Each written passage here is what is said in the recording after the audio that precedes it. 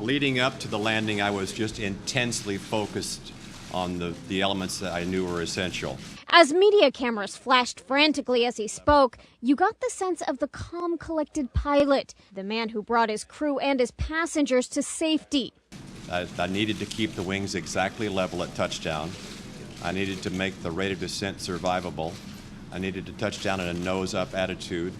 I needed to touch down just above our minimum flying speed. And all those needed to occur simultaneously. At a press conference Monday, New York Mayor Michael Bloomberg presented Captain Chesley Sullenberger and 4 crew members of Flight 1549 with the keys to the city. Of course, the spotlight was on Sullenberger. Up until recently, he's been rather media shy, always quick to point out he didn't do it all alone.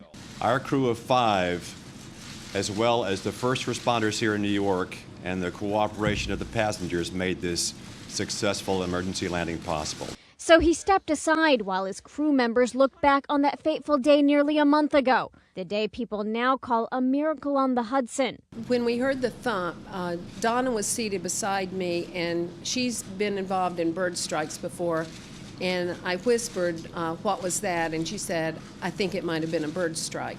For me, up front, and it was different for Doreen in the back, it was actually not a bad landing at all. I was surprised. Water came over the windshield and the airplane nose popped up, and as you could see in the pictures, it was bobbing there nose high, and I said to Sully, I said, that wasn't so bad, and it wasn't.